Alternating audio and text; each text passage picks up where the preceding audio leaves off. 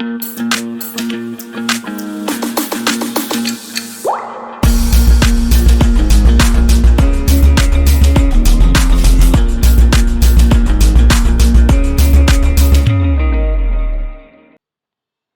everyone, this is just a general announcement about the CSAT course जो कि launch हो रहा है 1 मार्च से।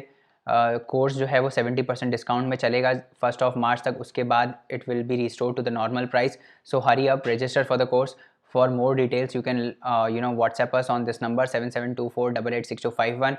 In this course, we would be covering quantitative aptitude, reasoning, data interpretation, linear arrangements, and everything that you can think of. We'll solve a lot of questions, and with this course, you are getting a complimentary course on CSAT with PYQs जो हमने last year launch किया था, जिसमें हमने बच्चों को PYQs के through सिखाया था कि आप क्वेश्चंस कैसे सॉल्व कर सकते हैं। एंड जो भी लोगों ने इस कोर्स को किया था, almost everybody could do 50+ questions right in this course. So please go and register for the course. You can download the course schedule from this link. The link is in the description. You can watch the demo lectures of the last year course, and also if you want to enroll for the course, you can go on this link which is also in the description. And after watching the full course, if you want a refund, that you think that it was not valuable, we'll refund you back. No questions asked, because we believe that whatever we are delivering is quite a worth of value. So please go and register for the course. You can read the student feedback जो last year लोगों ने लिया था उनके, by pausing this slide, or you can go on to the www.thelaymanway.com and you can go into the paid courses section and read these reviews. So that's it. Thank you so much. Hey everyone, welcome back to the Layman Way. और इस lecture में हम economic survey को revise करने वाले हैं through infographics, है ना। तो हमने पहले ही 3 लेक्चर्स कर लिए थे इकोनॉमिक सर्वे के, है ना। अब उसको हमने उसमें हाइलाइट्स डिस्कस किए थे, और इस लेक्चर में हम इन्फोग्राफिक्स के थ्रू देखेंगे, ताकि आपकी मेमोरी में एकदम रिटेंशन बढ़ जाए, जितने भी की हाईलाइट्स हैं और की नंबर्स हैं, है ना। तो चलिए जल्दी से स्टार्ट करते हैं। And if you are new to the channel, do not forget to like, share and subscribe, है ना। चलो अभी आगे बढ़ते हैं, और आज का पहला देखते हैं आर्टिकल क्या है भाई। एग्रीकल्चर एंड फूड मैनेजमेंट के बारे में देखते हैं क्या क्या था इकोनॉमिक सर्वे में, है ना। तो इसमें हमने बोला था कि हम अब बेसिकली एक तो क्रॉप डाइवर्सिफिकेशन करेंगे, हमने ये बोला था, है ना। क्रॉप डाइवर्सिफिकेशन करेंगे, और ज़्यादा क्रॉप्स पे MSP प्रोवाइड किए सरकार ने, ताकि जो फार्मर्स हैं उनको और ज़्यादा, वो सिर्फ राइस वीट छोड़ के बाकी सब भी क्रॉप्स को उगाएं, है ना। स्पेशल फोकस किसके ऊपर है? ऑयल सीड्स और oil seed pulses and horticulture के ऊपर। उसके बाद एलाइड सेक्टर्स जो हैं, एग्रीकल्चर से जुड़े हुए जो सेक्टर्स हैं, जैसे एनिमल हस्बेंड्री, डेयरिंग और फिशरीज, इन पे भी फोकस किया गया, ताकि इनकी भी पोटेंशियल को हम हार्नेस कर पाएँ। Sorry. Develop and implement the small holding farm technologies. तो हम क्या करेंगे, हम जो छोटे फार्म में जो टेक्नोलॉजीज़ हैं उनको डेवलप करेंगे, ताकि प्रोडक्टिविटी जो है स्मॉल एंड मार्जिनल फार्मर्स की वो इंक्रीज़ हो पाए। उसके बाद हम स्टेट गवर्नमेंट के साथ कोऑर्डिनेट करेंगे, और लेस वाटर इंटेंसिव क्रॉप्स को प्रमोट करेंगे, है ना। हाई वैल्यू से, मतलब जो क्रॉप्स अभी हम, आपने देखा होगा कि इंडिया में पानी बहुत ज़्यादा यूज़ होता है। चाइना के कंपैरिजन में अगर आप देखोगे ना, तो इंडिया में बहुत ज़्यादा इरिगेशन पानी यूज़ होता है इरिगेशन में, और वो बहुत ज़्यादा वेस्ट भी होता है। तो उसको हम हटाएंगे, और उसको हम शिफ्ट करेंगे to high value and less water consuming crops पे, ठीक है। उसके बाद हम R&D पे फोकस करेंगे। ये तो नॉर्मल सी चीज़ है, हम R&D करेंगे, रिसर्च एंड डेवलपमेंट करेंगे लाइट सेक्टर में, प्रोडक्टिविटी इंप्रूव करेंगे, है ना। फर्टिलाइजर्स का यूज़ जो है वो कम करेंगे, है ना। और ऐसे ऑर्गेनिक फर्टिलाइजर्स को प्रमोट करेंगे, नैनो यूरिया हो गया, इन सब टाइप के फर्टिलाइजर्स को। और नए इनोवेशंस और टेक्नोलॉजी लाएंगे, जैसे AI बेस्ड सिस्टम लाएंगे, और ऐसी टेक्नोलॉजी से फार्मर्स को सपोर्ट करेंगे। जैसे मान लो हमने पहले ही बता दिया कि भाई अभी ड्रॉट आने वाला है या बारिश आने वाली है, तो इस टाइप से हम पहले ही इंटीमेट कर दें। उसके बाद स्टार्टअप्स को और प्रोत्साहन देंगे, जो एग्रीकल्चर सेक्टर में एग्री टेक जिसको बोलते हैं उसमें काम कर रहे हैं, है ना। आगे बढ़ते हैं। स्टेट ऑफ इकॉनमी की अगर हम बात करें, तो इंडियन इकॉनमी 9.2% से ग्रो होगी 2021-22 में। वैक्सीन कवरेज को एकदम बढ़ा दिया गया है, सप्लाई साइड रिफॉर्म्स लाए गए हैं, रेगुलेशंस को ईज़ किया गया है, एक्सपोर्ट ग्रोथ को बढ़ाया गया है, कैपिटल स्पेंडिंग भी इंक्रीज़ करी है ना। इकॉनमी जो है वो अब रिकवर कर रही है as compare to pre pandemic level था उसके, मतलब एकदम टो टू टो आ रही है। तो India has been projected as a fastest growing economy in the world. GDP projection में ग्रोथ कितना है 8 to 8.5%। वर्ल्ड बैंक ने प्रोजेक्ट किया 8.7%, एशियन डेवलपमेंट बैंक ने प्रोजेक्ट किया 7.5% और आईएमएफ की जो वर्ल्ड इकोनॉमिक आउटलुक है उसने कितना किया है 9.9% बेसिकली। तो इतना प्रोजेक्टेड ग्रोथ है जीडीपी में। उसके बाद फिस्कल डेवलपमेंट्स की बात करें तो ये तो हमको पता है कि जो सरकार का रेवेन्यू रिसीप्ट है वो बढ़ा है बाय 67.2%। ग्रॉस टैक्स रेवेन्यू भी बढ़ा है 50% से। कैपिटल एक्सपेंडिचर भी सरकार ने बढ़ाया 13.5% से। फिस्कल डेफिसिट जो बढ़ना चाहिए था उसका एस्टिमेटेड का सिर्फ 46.2% ही रहा। उसके बाद इकॉनमी हमारी रिकवर कर रही है और गवर्नमेंट डेट जो है वो डिक्लाइन कर रही है। उसके बाद ऑफ बजट आइटम्स जो है उनको बजट अलोकेशन दिया गया है ना। जो ऑफ बजट आइटम्स थे कुछ कुछ जो बजट के अंदर नहीं आते थे, अब उसको बजट में इंक्लूड किया गया है। स्टेट गवर्नमेंट का जो कैपिटल एक्सपेंडिचर है उसको वो बढ़ के 67% बाय 67% बढ़ गया है, मतलब 67% से इंक्रीज़ हो गया है। उसके बाद 70% ऑफ द पॉपुलेशन जो है वो वैक्सीनेट हो चुकी है। 93% जो लोग हैं वो उनको फर्स्ट डोज लग चुका है।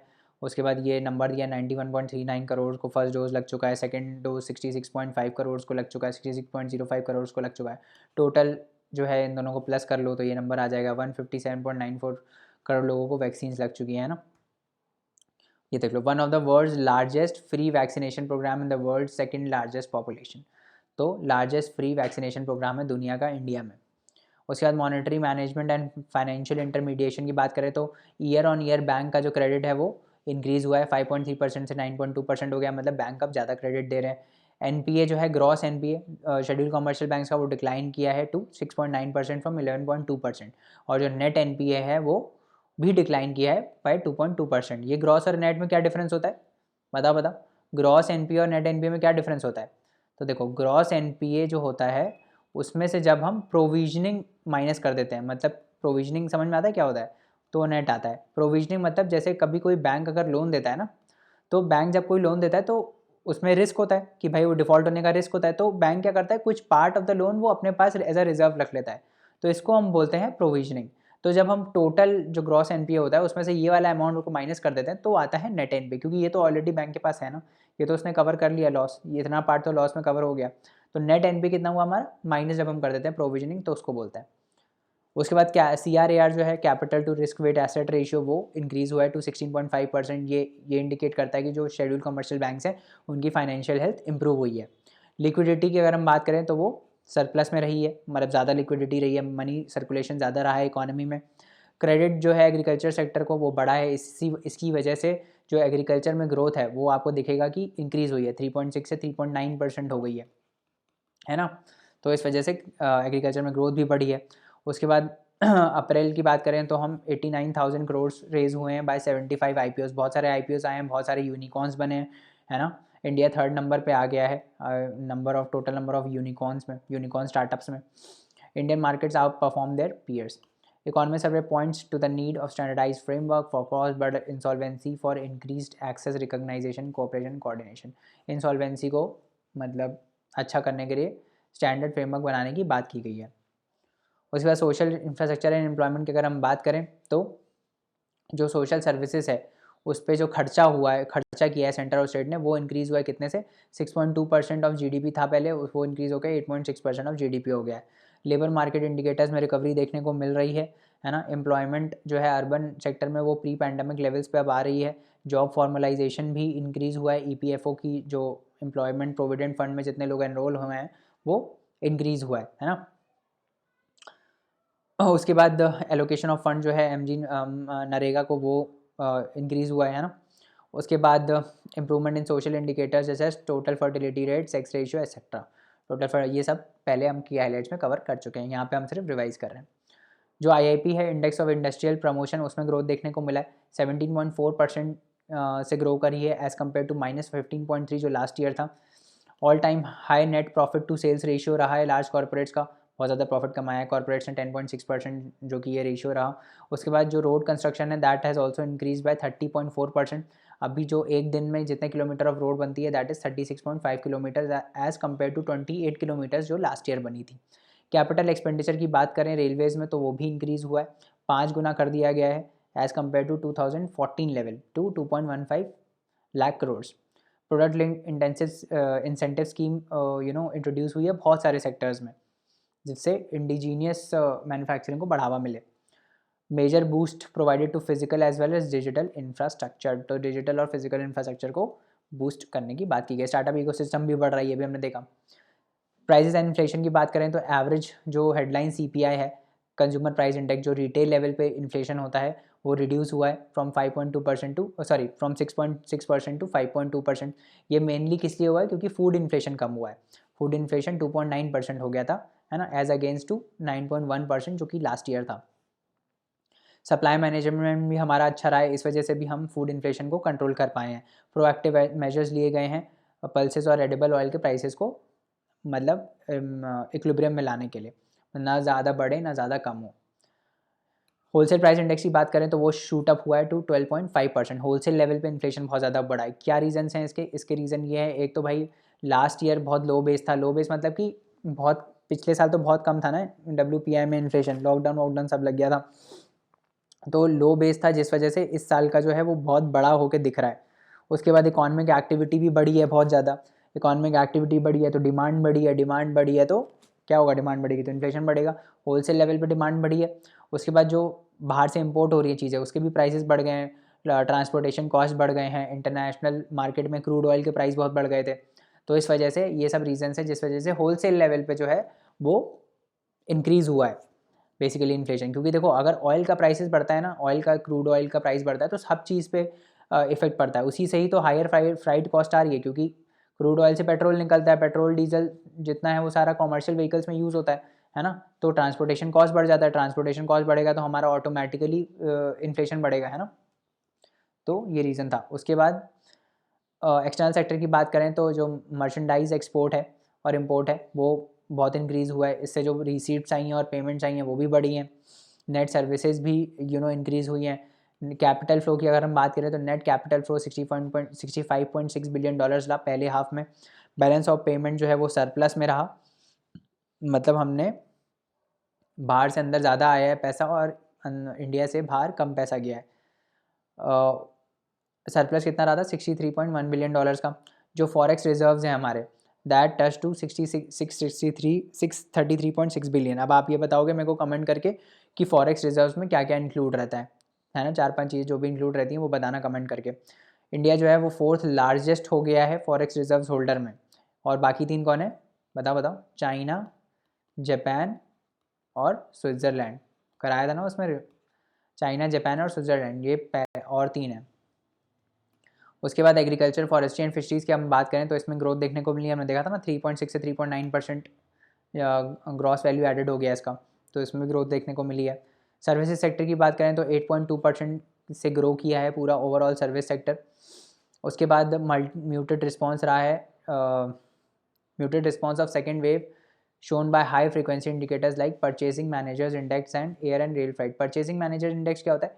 परचेसिंग मैनेजर्स इंडेक्स बेसिकली जो मैन्युफैक्चरिंग सेक्टर होता है ना, जो प्राइवेट मैन्युफैक्चरिंग सेक्टर होता है, उसका एक इंडिकेशन होता है कि उसमें कितना इकोनॉमिक एक्टिविटी हो रहा है बेसिकली, तो वो दर्शाता है ये, बस और कुछ नहीं है।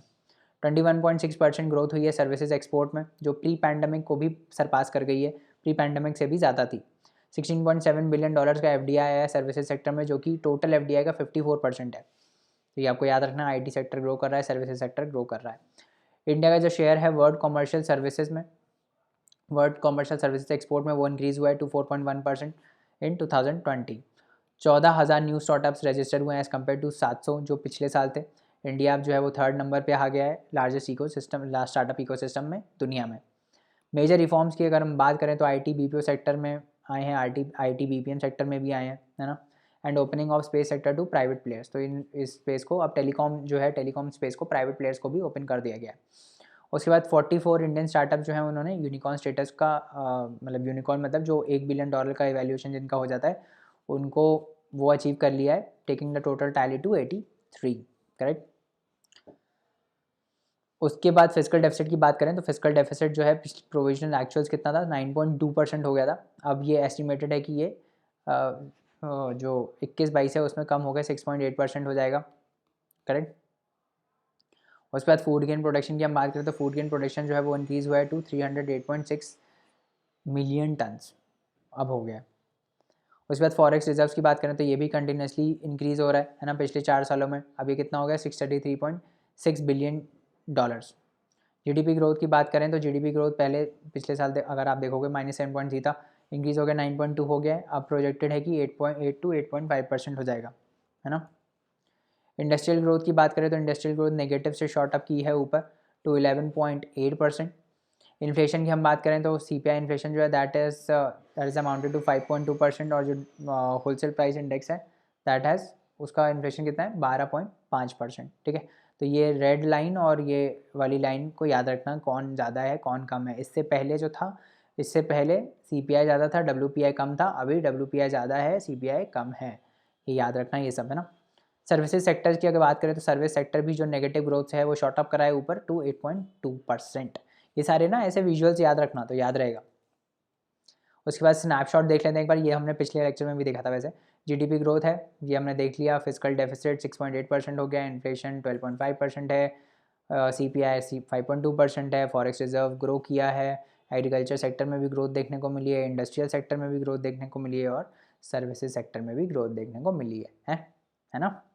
तो ये हो गया आपका रिवीजन इकोनॉमिक सर्वे का। I hope you liked the video, and if you did please like, share, subscribe, and also log on to our website www.thelaymanway.com, and please register for our courses. You can do that, and please leave us a review on Google. The link is in description. Thank you so much. You can also explore our YouTube where we have a lot of videos to study from. So thank you so much guys. अगले lecture में मिलते हैं, तब तक के लिए bye bye and take care.